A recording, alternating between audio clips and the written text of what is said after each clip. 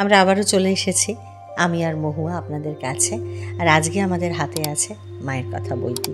সত্যি দেখো, আমরা কিন্তু মায়ের কথা বইটি সমানে ভাবছি তাড়াতাড়ি করে শেষ করে অন্য বই একটু হাতে নেব, সে আর আমরা পেরে উঠছি না। এক একটা পাতায় গিয়ে এক একটা লাইনে এমনভাবে আটকে যাচ্ছি। তেমনই একটা লাইন দিয়ে আজকে সরাসরি শুরু করি।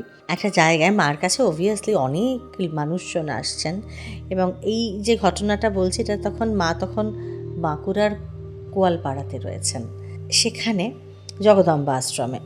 সেখানে একজন এসেছেন, তো তার নাম নারায়ণ আঙ্গার। তো একজন এসেছেন আর কি। মাকে তিনি জিজ্ঞাসা করছেন যে আমি যন্ত্র, ঠাকুর যন্ত্রী, আমাকে যন্ত্রের মতো কাজ করাচ্ছেন, এ কথা বলছেন সেই নারায়ণ আয়েঙ্গার। তখন মা বলছেন উত্তরে, ঠাকুর বলেছিলেন যার আছে সে মাপো, যার নাই সে জপো।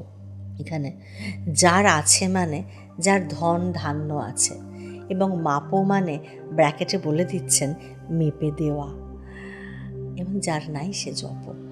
এই যে অদ্ভুত কথা, দেখো তুমি যে উনি বলছেন না যে যার ধন আছে সে, মানে আমরা যদি বলি যে আমরা দেখেছি যে মা বিভিন্ন জিনিস যত্নে উঠিয়ে রাখতেন, ইভেন টাকা পয়সা উঠিয়ে রাখতেন, এবং মা বলছেন যে যার আছে সে মাপো মানে মেপে দাও, যার নেই তার তো সে বালাই নেই, চলো সে শুধু জব করে যাও। এই যে অসাধারণ একটা কথা বলো তো। এবং দেখো এখানে কিন্তু দুটোকে সমানভাবে পাশাপাশি বসাচ্ছেন, যার আছে সে মাপো, যার নেই সে জপ। এই দেওয়া এবং জপ, জবটা আমরা মানে খুব সাধারণ বুদ্ধিতে যেটা আমরা জানি, জবটা ধরো আত্মিক উন্নতি, তাই তো, আধ্যাত্মিক উন্নতি, আত্মিক উন্নতি। এবং দেওয়াটা আমরা নর্মাল বুদ্ধিতে জানি সোশ্যাল সার্ভিস, সমাজ সেবা। কিন্তু মা দুটোকে একই ব্র্যাকেটে বসাচ্ছেন। তাহলে এই দুটোই কিন্তু সমানভাবে এফেক্টিভ, একই কাজ দিচ্ছে, তাই তো, নইলে একই ব্র্যাকেটে কি করে বসবে? তাহলে যে জবটা যদি আধ্যাত্মিক ক্রিয়া হয়, আত্মিক উন্নতির জন্য, যার নেই সে জব করছে, জবটা তার আমার নেই, আমি জব করছি, কিন্তু সেটা তো তোমার কোনো লাভ হচ্ছে না। কিন্তু আমার যদি থাকে, আমি যদি আরেকজনকে দিই, সেটা তো তার লাভ হচ্ছে, আর জবটা তো শুধু আমার লাভ হচ্ছে। তাহলে দুটো একই ব্র্যাকেটে কিভাবে বসবে? আসলে ওইটাও আমারই লাভ হচ্ছে। সেটা কিভাবে হচ্ছে? মানে দুটোই আমারই লাভ হচ্ছে পরিণামে। তার মানে যাকে দিতে হবে তাকে আমি দিচ্ছি এইটা নয়, মানে আমার প্রচুর আছে যে নে বাবা আমি তোকেও দিচ্ছি, যে আমাকে এই জিএসটি বাঁচাতে হবে, এই বাঁচাতে হবে, যে খানিকটা আমি সরিয়ে দিলাম, ওইভাবে দেওয়াটা দেওয়া নয়। কিন্তু ওটা জপের সমতুল্য হচ্ছে না, যে আমার প্রচুর আছে যে নে বাবা খানিকটা তোকেও দিলাম, ওইভাবে দেওয়াটা দেওয়া নয়, কিন্তু ওটা জপের সমতুল্য হচ্ছে না। তার মানে দেওয়া এবং জপ দুটোর প্রতি, মানে দুটোর ক্ষেত্রেই একই রকম নিষ্ঠা, একই রকম অহংবর্জিত দেওয়া, ওই নিষ্ঠাটা দরকার অ্যাকচুয়ালি। ওই কি বলবো, ওই আত্মাভিমানহীন দেওয়া, যেটা ছোটবেলায় দান, যেটা সেইটা দরকার। ছোটবেলায় একটা কবিতা পড়েছিলে মনে আছে? 11-12 ছিল বোধহয়, রবীন্দ্রনাথ ঠাকুরের দিনের দান। একদম তাই। ব্যাপারটা ওই রকম দেওয়া হলে, আমার যদি বেশি থাকে তাহলে ওইটা ওই রক্ষণে দাও, আর যদি না থাকে তাহলে বসে জপ করো। এবার জপের যে মাহাত্ম্য মা বলছেন, ঠাকুর বলছেন, স্বামীজি বলছেন, অন্যান্যরা বলছেন, সেই মাহাত্ম্যটাই ওই জায়গাতেও প্রকাশ পায় ওইভাবে। এই দুটো ওইখানে সমতুল্য হতে পারে যদি আমার ভেতরে আমি না থাকে। এবং দেখো, মায়ের কথা তো আর একটা অর্থ নয়, যার আছে সে মাপো, যার নেই সে জপ। জপটা তো বুঝতে পারলাম। এবং আছে মানে শুধুই যে আমরা মানে খুব সহজে ব্র্যাকেট করে, এটা মা নিশ্চয়ই ব্র্যাকেটটা বলে জাননি, এটা অন্যদের বসানো, ধন বলে নয়, যার যেটা বেশি। ধরো যে জ্ঞানী, একদম, ধরো আগেকার দিনের যে গুরুমশাইরা ছিলেন, মানে যারা ঋষি তুল্য, তাদের তো একটা পয়সা ছিল না, তো তারা তাহলে কি দেবেন? তারা দিতেন তো বিদ্যা, যার যেটা আছে, বিদ্যা গৌরব, মানে তারা যেটা শিক্ষা যেটা দিতেন, সেটাও তো নিতে বহু লোক। মানে আমরা দেওয়ার সঙ্গে সঙ্গে মানে টাকাটা ইজিলি ফেলে দিই, টাকা সম্পত্তি, তা নয়। যে যেটা দিতে পারে তাকে সেটা দিতে হয়। মানে সে ইচ্ছে করলে দিল, ইচ্ছে না করলে দিল না, তার না, তাকে সেটা দিতে হয়। মানে সমাজের প্রতি সেই দায়িত্বটা, আসলে ধন ধান্যটা চোখে দেখা যায়, চাক্ষুষ দেখা যায়, কিন্তু মানে ওগুলো টাকা দেখা পয়সা বা যায় না, জিনিস ওটা দেখা যায় না, ওটা অনুভবের বিষয়। হ্যাঁ, কিন্তু ওটাও দেওয়া, ওটাও দেওয়া এবং এটা দিতে হয়, এটাও কিন্তু সেবা। আমরা যেটা মানে আমাদের হিন্দু সনাতন ধর্ম আমাদের সেবা জিনিসটা শিখিয়েছে, এটা কিন্তু সেবা করা। দেখবে নরনারায়ণ খাওয়ানো বলে না, সেবা করা, নরনারায়ণ সেবা বলে। এটা কিন্তু সেবা ব্রত, বিভিন্ন জায়গায় যে সেবা ব্রত তৈরি হয়, আমরা অমরনাথ যেতে গিয়ে দেখেছি যে বিভিন্ন জায়গায় বিভিন্ন সত্র যে সেইখানে, এবং তুমি যাবে না, তোমাকে পাঁজাকোলা করে তুলে নিয়ে গিয়ে খাওয়াবে, মানে তোমাকে খেতেই হবে, এইরকম ব্যাপার। কিন্তু ওইরা ওইভাবে সেবা করে। তো এইটা হচ্ছে মানে সবটাই, এটাও যেমনি সেবা, ওটাও তেমনি সেবা। দানটা যখন সেবার পর্যায়ে যাবে, তখনই সেটা জপের পাশে এক আসনে বসবে। এবং মায়ের যেটা বলছেন যে যার আছে সে মাপও, তুমি যদি মাপ কথাটা ধরো, আমরা এটাও কিন্তু দেখার বিষয় যে আমরা দিচ্ছি, সেবা করছি, কোথায় দিচ্ছি, কতটা দিচ্ছি। ধরো যার হচ্ছে মানে যার অধিকার বা যার যোগ্যতা হচ্ছে 5 টাকা পাওয়ার, তাকে যদি তুমি 100 টাকা দিয়ে দাও, তোমার তো সেটা নষ্ট। দুধওয়ালাকে মা বলেছিলেন, যে কারণে মা কিন্তু মাপো কথাটা বলছেন, মাপো কথাটা আর একটা কিন্তু মেপে দাও, বুঝে দাও। এটাও আমাদের ধরতে হবে। আমাদের কথাতেই আছে কিন্তু উলুবনে মুক্ত ছড়িও না। একদম। মা এই আধ্যাত্মিক কথা, জ্ঞানের কথা বলছেন কাদের সঙ্গে? মায়ের সন্তানদের সঙ্গে। মাকে ঘিরে সারাদিন যারা বসে থাকে সেই পরিবারের লোকজনের সঙ্গে মা কিন্তু বলছেন না, সেখানে মা কিন্তু পুরোপুরি সাংসারিক কথা বলছেন, সাথে কথা বলছেন মায়ের সন্তানদের সঙ্গে। কিন্তু মাকে ঘিরে যারা সারাক্ষণ মায়ের পরিবার যারা বসে থাকে, মা তাদের সঙ্গে কিন্তু এই রাধুর বাড়ির তত্ত্ব, নলিনীর শরীর খারাপ, মামিদের শরীর খারাপ, মামাদের সম্পত্তি, মা তাদের সঙ্গে কিন্তু এই কথাই বলছেন। তো তার মানে মায়ের কাছে তো অফুরন্ত ভান্ডার, মা কিন্তু বিলোচ্ছেন না, মা বিলোচ্ছেন ওইখানে। তার মানে তুমি বিলো আধার, তুমি দাও আধার, তার আগে তুমি বুঝে নাও যে কোথায় দিচ্ছ। আমার আর দেওয়ার নেই বলে আমি সামনে যাকে পাচ্ছি তাকেই আমি সব দিয়ে যাচ্ছি না। তার মানে তোমার যেটা অর্জন করা বা তোমার যেটা পাওয়া, সেটা তোমার ওই নষ্ট করার কোনো অধিকার নেই। মানে এটা আমি অর্জন করেছি, আমি যা খুশি করতে পারি, কারণ যেটা অর্জন করেছো সেটাও তোমার নয়, তুমি ভায়া একেবারে। এবং যেখানে দিচ্ছ সেটাও তোমার নয়, তুমি ভায়া। সে জ্ঞানী বলো, ধনী বলো, যাই বলো না কেন, একটা শিক্ষাই বলো, ধরো সঙ্গীত শিক্ষা, তুমি ভীষণ ভালো গান করো, সেটা তো তুমি ছোট থেকেই, জন্ম থেকেই তো তুমি গান করছো না, তুমি তো ওটা অর্জন করেছো তোমার গুরু পরম্পরায়, গুরুর কাছে নাড়া বেঁধে, সেটা তার বিদ্যাটা তোমার ভেতরে এসেছে। তো তার মধ্যে তুমি কোথায়? আবার তুমি যখন যাকে শেখাচ্ছ, ধরো যার গলা দিয়ে গান কি মানে যার যে কথাই বলতে পারে না, তাকে তুমি এবার প্রাণপণে তাকে গান শেখাতে বসেছো, তোমার অপাত্রে দান। তার মানে তুমি যেখান থেকে জিনিসটা পেয়েছো সেখানে তো অপমান হচ্ছে। ঠিক ঠিক। এবং আমরা সেইখানেই হড় করে দিয়ে দিই যে আচ্ছা এই দিয়ে দিলাম, যেটার মধ্যে আমি থাকে। যে মুহূর্তে তুমি আমিটাকে তুলে নেবে না, সে মুহূর্তে তোমার কাছে এই তুল্যমূল্য বিচারগুলো করতে অনেক সুবিধা হবে, যে তুমি কোথায় দেবে, কাকে দেবে, কতটুকু দেবে। কারণ তাহলে আমি যে বস্তুটা দিচ্ছি, সে টাকাই হোক কি জ্ঞানই হোক বা বিদ্যাই হোক, তখন আমার তো ওই বোধটা আছে যে আমি যেটা দিচ্ছি সেই উপাদানটাও কিন্তু মানে আমি হেলায় এমনি পাইনি, পড়ে পাওয়া 14 আনা নয়, আমি সেই দেওয়ার বস্তুটাকেও সমান মর্যাদা দিচ্ছি, যেটা কিনা মা শিখিয়েছেন যে একটা ঝাঁটাকেও মান দিতে হয়। তার মানে এইখানে মাপো, এই মাপো শব্দটার কিন্তু মাপও বোঝায়, যে তুমি উলুবনে ছড়িয়ে দিও না। একমাত্র সেইটাই যদি তোমার, যদি ওই বস্তুটার প্রতি ভালোবাসা বা সেই নিষ্ঠা, তাকে যদি তোমার আত্মজ্ঞানের সেবা, তুমি ধরো তার সেবা করছো, তুমি খুব ভালো কবিতা বলতে পারো, তার মানে এটা তোমার অহংকার নয়, এটা তুমি সেই বিদ্যাটার সেবা করে তুমি তাকে পেয়েছো, তুমি তাকে অর্জন করেছো, সেই বিদ্যাটা তোমার কাছে সে ধরা দিয়েছে। বিদ্যা কিন্তু ধরা দেন, বিদ্যা আমাদের সরস্বতী, একদম মানে ধন যেমনি আমরা লক্ষ্মী হিসেবে দেখি, সবই কিন্তু প্রত্যেকটা সনাতন দর্শন সবকিছুর পেছনে এই কারণে একটা দৈবী সত্তা রেখে দিয়েছেন। ধন হলে আমরা মাথায় ঠেকিয়ে রাখি লক্ষ্মী, মাথায় ঠেকিয়ে রাখি মানে এমনি তার পায়ের গোড়ায় বসে আছি আমরা। তার মানে এটা আমাদের অহংকার নয়, এটা আমাদের প্রণাম। প্রণাম। আমার যত ধনী হই না কেন, এটা আমাদের প্রণাম। তিনি এসেছেন আমাদের কাছে, বিদ্যার ক্ষেত্রেও তাই। সরস্বতী, একদম তুমি তার সেবা করে তাকে অর্জন করেছো, তিনি এসে ধরা দিয়েছেন তোমার কাছে। এবার তিনি তো এক জায়গায় বসে থাকতে আসেননি, তোমার কাছ থেকে তিনি আরেক জায়গায় যাবেন, কিন্তু তুমি যদি তার প্রতি তোমার সেই মানসিকতা থাকে তবেই তো তুমি সেটাকে ঠিক জায়গায় ধরে রাখতে পারবো। যে কারণে বলে লক্ষ্মী চঞ্চলা হয়, তুমি তাকে লক্ষ্মীকে ধরে রাখো। এবং জ্ঞানবিদ্যার ক্ষেত্রেও তোমার যদি সেই মানসিকতা থাকে তবেই তো তুমি তাকে ঠিক জায়গায় দান করতে পারবে, তুমি তাকে ঠিক জায়গায় প্লেস করতে পারবে, যেখানে তুমি জানো যে হ্যাঁ এটা হবে, এটার যোগ্য মর্যাদাটা দিতে পারে। একদম। এবং এই কারণে দেখো আমরা সবসময় বলার চেষ্টা করি যে আমরা যে নটার গল্প করি বা নটার কবিতা করি, আমরা লিটারেচারকে সার্ভ করছি, আমরা সেবা করছি, আমরা তাকে সেবা দান করছি আর কি। ব্যাপারটা ওই রকম যে তাতে তো নিজেদেরই আত্মিক উন্নতি হচ্ছে এবং কত মানুষের কত মানসিক সুবিধা হচ্ছে, কত তারা নিজেদের সমস্যা সমাধান করতে পারছেন।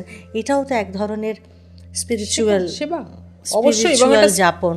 একদম, মানে যেখানে স্পিরিট আছে সেটাই স্পিরিচুয়াল। একদম, মানে ঠাকুর তো পরিষ্কার বলছেন যে দেয়ার ক্ষেত্রে যে একটা ভিখারি যদি মানে একটা বাচ্চা ছেলের কাছে এসে ভিক্ষা চাইলো, সে হয়তো এক কোণকে চাল এনে দিয়ে দিতে পারলো, কিন্তু ভিখারি যদি রেল ভাড়াটা চেয়ে বসে,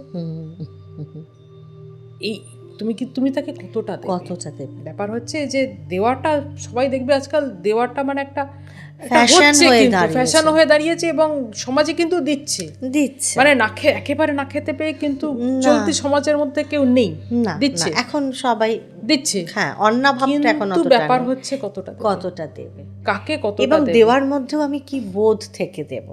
এখন তো অনেক বেশি দেওয়াটা মানে তুমি তাকে ভাতা দিয়ে তাকে কর্মহীন করে রেখে দেবে যে তার আগামী সমস্ত প্রজন্ম নষ্ট হয়ে যাক, আমি তো জানি ঘরে বসে বসে পাচ্ছি বাবা, নাকি তুমি তাকে রাস্তাটা দেখিয়ে দেবে যে যাতে তাকে দ্বিতীয় দিন কোথাও হাত না পাততে হয়, সেটাও কিন্তু দেওয়া। 100 বার যে আমি তোকে আজকে 10টা টাকা দিচ্ছি, দিয়ে তোকে রাস্তাটা দেখাচ্ছি, ঠিক যে ওইখানে যা, যাতে তোকে আর দ্বিতীয় দিন কোথাও ওই রাস্তায় হাঁটিস, তাহলে আমি তোকে আবারও সাহায্য করব, হেল্প করব, কিন্তু নিজের পায়ে হাঁটা। তাকে পথ দেখিয়ে দেওয়াটাও দেয়া, তাকে ভাতা দেওয়াটাও দেয়া, তুমি কোনটা দেবে এবং কিভাবে দেব। এবং এই যে ছেলের জন্মদিন, মেয়ের জন্মদিনে গিয়ে একটু অরফানেজে গিয়ে বাচ্চাদের নিয়ে খেলা করা, কিছু জিনিস দেওয়া, ছবি তোলা, এই দেওয়াটা খারাপ নয়, একদম দেওয়া ঠিক আছে।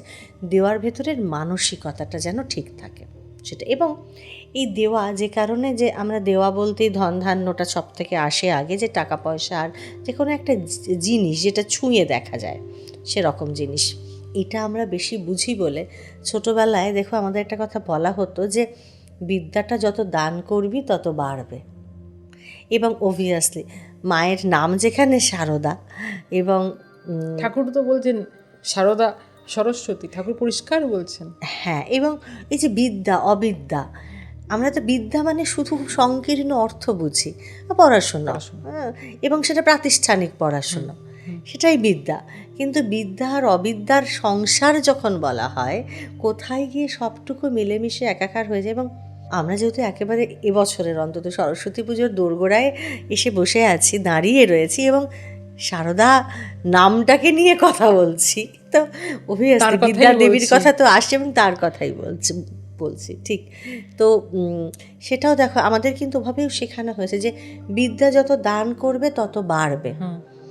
তার মানে এই যে সব কিছুর যে কদর করা এবং সেটা যতটা ছড়িয়ে দেবে ততটা আসলে তোমার কাছেই ফিরে আসবে, মানে বাড়বে, মানে আত্মগরিমাটা যাবে। অ্যাকচুয়ালি এটা না, মানে তুমি যদি ধরো একদম ঠিক মনে দিলে, ভেতর থেকে দিলে, তারপরে যে আনন্দটা ভেতরে জাগবে না, যে স্যাটিসফ্যাকশন, আনন্দ যে আমি দিলাম, মানে আমার কাছ থেকে পেলো, উপকৃত হলো, আমি সেবা করলাম, এই আনন্দটা, এটা কিন্তু অহংকার না, এটা এই অ্যাকচুয়ালি বাড়েই আনন্দটা। নইলে তোমার যে ধরো আমি যদি ডিগ্রির দিক থেকে দেখি, যেটা বোঝানোর সুবিধে, তোমার ডক্টরেট ডিগ্রিই থাকবে, ওর উপর তুমি এক্সট্রা কিছু অ্যাড অন হবে না, না, তাহলে বাড়বে কোনটা? তোমার আনন্দটা। এবং এই যে দেওয়ার জন্য যে জ্ঞান পিপাসু তোমার ভেতরে, যে ঠিক আছে আরো কিছু দিই, তোমার জ্ঞানের পিপাসাটা তোমার নিজেরই মিটবে। আর একজনকে শেখাতে গিয়ে দেখো না, মানে খুব নিচু দিক থেকে দেখতে গেলে, মানে খুব চলতি দিক থেকে দেখতে গেলে, যে তোমার বাচ্চাটাকে পড়ানোর জন্য তোমাকেও কিন্তু ওর ক্লাসের পড়াগুলো পড়তে হচ্ছে। তুমি হয়তো সেগুলো ছাড়িয়ে এসেছো, কিন্তু স্টিল তোমাকে পড়তে হচ্ছে তাদের মতো করে। এখনকার সময়টা তোমাকে জানতে হচ্ছে, তোমাকে এখনকার সিলেবাসটা পড়তে হচ্ছে। তার মানে এটাও কিন্তু একটা নতুন নতুন জিনিস, কিছু নতুন টেক্সট, কিছু নতুন পাঠ্য তোমার ভেতরে একটা অ্যাড অন হচ্ছে। এটা তুমি পড়ছো কেন? তুমি এমনি পড়তে না, ওকে দেবে বলে পড়ছো। ওই ধারাটা অন্য, হ্যাঁ অনেক কিছু, ওকে জিনিসটা শোনাবে বলে, ওকে জিনিসটা বোঝাবে বলে তুমি পড়ছো। একটা কিছু তোমার ভেতরে একটা অ্যাড অন হচ্ছে। তার মানে তোমার এখান থেকে আসছে, এরম ভাবে যাচ্ছে, তুমি একটা মাধ্যম হয়ে দাঁড়িয়ে আছো। তুমি যদি খুব দূর থেকে জিনিসটা দেখো, তুমি জাস্ট একটা মাধ্যম, যেটা পাচ্ছ সেটা তুমি বিলোচ্ছ। অদ্ভুতভাবে দেখো আমাদের এই মানে আমাদের এই প্রাচ্য সংস্কৃতিতে, একেবারে যদি বলি আমাদের এই ভারতভূমির সংস্কৃতিতে কি অদ্ভুতভাবে মিশে গেছে বিদ্যা এবং অবিদ্যার এই জায়গাটা। মানে পড়াশোনাটা কোথায় গিয়ে বিদ্যা অবিদ্যার সেই মায়ার এর জায়গাতে গিয়ে পৌঁছে যাচ্ছে, কি অসাধারণভাবে কোথায় মিশে যাচ্ছে। মানে বিদ্যা মানে আমি পড়াশোনাও বলছি, বই পড়া, আবার বিদ্যা মানে আমি অবিদ্যার ওই বিদ্যাও বোঝাচ্ছে। হ্যাঁ, মানে ওইখানে ওইদিকে দেখতে গেলে আত্মিক উন্নতি, একদমই মানে ওইখান থেকে দেখতে গেলে একটা আলো, একটা অন্ধকার। মানে ওই বিদ্যা শক্তিকে দেখতে গেলে আলো, আর অবিদ্যা শক্তি অন্ধকার, যেটা কিনা আত্মিক উন্নতি ঘটাচ্ছে, আর যেটা কিনা আত্মিক অবনতি মানে আত্মিক উন্নতি ঘটাচ্ছে, মানে আত্মিক উন্নতির পথে হয়তো অনেক সময় অন্তরায় হয়ে দাঁড়াচ্ছে। ওটাকে বলি আমরা অবিদ্যা শক্তি। কারণ আমাদের দেশ না পুরোপুরি অর্থে তো বিদ্যার দেশ, জ্ঞানের দেশ। ভারত মানে জ্যোতির সাধনায় রত ভারত। তো এইটা কিন্তু অ্যাকচুয়ালি জ্ঞানের সাধনা। জ্ঞানই তো শেষকালে প্রজ্ঞায় গিয়ে দাঁড়াচ্ছে, একদম। এবং জ্যোতি তো আসলে এই প্রজ্ঞা থেকেই তো জ্যোতি। হ্যাঁ, তো জ্ঞানের সাধনা, জ্ঞানের দেশ। মানে আমাদের দেশ সরস্বতীর দেশ এমনি, যেখানে অবিরত জ্ঞানের চর্চা, অবিরত সেই যে লক্ষ লক্ষ ঋষির কণ্ঠে স্তোত্র পাঠ, বেদ পাঠ, সামগান, এই যে ধ্বনি হচ্ছে, হোম হচ্ছে, সত্যযুগ থেকে যে মন্ত্র উঠছে, পুরোটাই তো জ্ঞান চর্চার, জ্ঞান সাধনার দেশ। এবং জ্ঞান চর্চা করবে বলে আমাদের, মানে যাকে হয়তো এখনকার জেনারেশন, এখনকার ওয়েস্টার্নাইজ জেনারেশন, তারা বলবে পাগল, কিন্তু এই জ্ঞান চর্চা করবে বলে তাদের আর অন্য কোনো জ্ঞান চর্চা করতে করতে তাদের অন্য কোনো দিকে মন নেই। মানে তারা রাজার ঐশ্বর্য অবহেলা করছে। মানে জ্ঞান এবং ওই রাজ ঐশ্বর্য দুটোর মধ্যে যদি কম্প্যারিজন হয়, তো তুল্যমূল্য বিচারে জ্ঞান অনেক শ্রেষ্ঠ তাদের চোখে। তারা কিন্তু ঐশ্বর্য অবহেলা করছেন। আমরা এরকম প্রচুর উদাহরণ জানি, মানে বুনরামনাথ তো আছেই আমাদের উদাহরণে। তো এই ব্যাপারটা, যে কারণে আমরা ভারত ভূমি যতদিন থাকবে ততদিন পৃথিবীতে এই জ্ঞান বৃক্ষটি থাকবে। মানে এটা শুধু জ্ঞান বৃক্ষ না, ভারত ভূমি হচ্ছে সারা পৃথিবীর মধ্যে জ্ঞানের মহীরুহ। এইখান থেকে সমস্ত দেশ, সমস্ত জায়গায়, সমস্ত দর্শনে জ্ঞান কিন্তু দেখো, হয়তো ওয়েস্টার্ন কান্ট্রি আমাদের বিজ্ঞানে আরো অনেক উন্নত, কিন্তু দর্শন, একটা জাতির প্রাণ কিন্তু দর্শন, বিজ্ঞান নয়। বিজ্ঞান তো পরে, বিজ্ঞান তো মগজে, কিন্তু হৃদয়, মূলটা কি, ভিত্তিটা কি? আমরা যদি আগে তো ফ্লারিশ করবে হৃদয়। হৃদয়হীন মগজ তো শয়তান, এআই, কৃত্রিম। তো এই হৃদয়টা তো দর্শন চালায়। এই হৃদয় কিন্তু ভারতের রাজত্ব। কারণ ভারতেই জ্ঞান বৃক্ষের ফলটা নিজে খেয়েছে, এবং জ্ঞান বৃক্ষের ফল ফলিয়ে লোককে দিচ্ছে। বিভিন্ন জাতি সবাই যে ভারতে ছুটে ছুটে আসছে, তারা হয়তো যে বিষ্ঠার পোকা, তারা এসে ভারতের লুটতরাজি করে নিয়ে গেছে, কিন্তু ভারতের টানে এসেছে, এখানে আছে কি আছে। এবার যে যেটা ভালোবাসে সে সেটা চোখে দেখতে পেয়েছে। যে জ্ঞান ভালোবাসে সে জ্ঞান দেখতে পাবে, যে ধন ভালোবাসে সে ধন দেখতে পাবে। কিন্তু ভারতের এই যে আকর্ষণটা, এটা কিন্তু তার আত্মার আকর্ষণ। আর তার আত্মা প্রতিষ্ঠিত আছে কোথায়? জ্ঞানে এবং প্রজ্ঞায়। যে কারণে ভারতবর্ষ সরস্বতীর দেশ, ভারতবর্ষ বিদ্যার দেশ। আর এই বিদ্যার দেশ, এই সরস্বতীর দেশকেই তো স্বামীজি ওখানে গিয়ে প্রকাশ করলেন, প্রতিষ্ঠিত করলেন। একদম, স্বামী পরিষ্কার বলছেন যে আধ্যাত্মিক ক্ষেত্রে ভারতের কারুর থেকে কিছু শেখার নেই, সবাই ভারতের পায়ের তলায় বসে শিখবে। ভারত শিখবে তোমাদের কাছ থেকে কারিগরি বিদ্যা, একদম জীবিকা, পরিষ্কার উল্লেখ করে দিচ্ছে, বৃত্তি তোমাদের কাছ থেকে শিখবে। কিন্তু অন্তরের বিদ্যা যেদিন ভারত পাশ্চাত্যের কাছে শিখতে বসবে, সেদিনই জানবে ভারতের মৃত্যু। বিদ্যা আপনার মধ্যেও থাকুক, বিদ্যার আলোয় প্রজ্ঞা জ্বলে উঠুক, আপনার মনের মধ্যে আলো জ্বেলে উঠুক। আজ এই পর্যন্তই। আবারও আমরা ফিরে আসবো আগামী দিনে, আগামী সপ্তাহে। ততক্ষণ আমাদের সঙ্গে থাকুন আর শুনতে থাকুন pastel entertainment presents pastel spiritual. আপনার আমার সকলের ভালো থাকার ঠিকানা।